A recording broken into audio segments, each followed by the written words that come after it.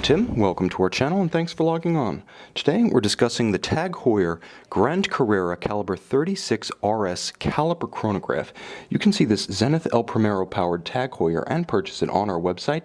Subscribe to our YouTube channel if you enjoy these videos, and click on the card in the upper right hand corner of the screen at any time to see our full listing for this watch, with additional accessories included, high resolution images, and naturally complete pricing details. Now of course the Carrera line dates back to 1963.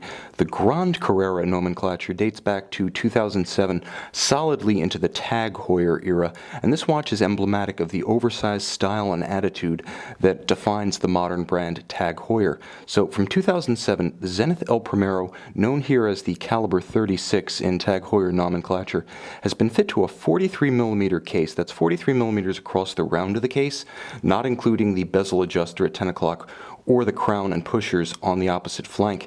The watch is reasonably thin, all things considered. 15.5mm with a sloped sapphire and bezel means it can fit underneath the sleeve of some blazers or sport coats, just not the tightest dress sleeves, and you can see how the crown for adjusting the bezel cantilevers a bit to frustrate formal cuff wear. But the watch is actually quite wearable from lug to lug. This is where the ergonomic miracle really begins to take shape, because although 43mm across the round, the watch is only 51mm from lug to lug, and that's very wearable on a small wrist. In fact, down to about 14 centimeters in circumference, you'll be able to wear this watch with incredible ease. Now, the other thing you'll note about the watch, which is a black PVD titanium, is that it features an incredibly supple and fully perforated natural vulcanized rubber strap.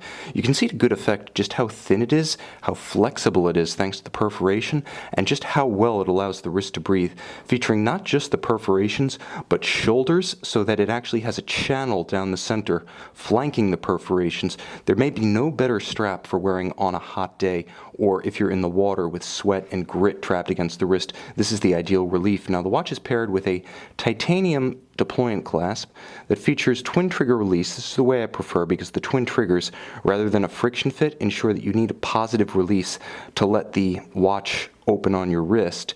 And moreover, you can see how there's a system for taking up the excess strap underneath, so that you effectively tuck the extra strap underneath the clasp rather than using strap minder loops on the opposite flank of the strap, because those can be a little bit unseemly. They can age in advance of the strap, fall off, and they often become a limiting factor on the lifespan of a strap. With the clever minderless system, the tuck of this clasp, you have a handsome looking watch with a secure titanium clasp. Now the dial and the bezel are the highlights here. You can see that it's called the caliper chronograph, and it's a little bit difficult to understand why at first. The bow of a caliper, or the opposing scale that spans the radius that you actually open, or I should say the segment of the circle that you open with a caliper, that bow is actually what's represented by the bezel, and it's the bezel that TAG Heuer refers to as the caliper. Now the bezel rotates internally. You can see how it works here.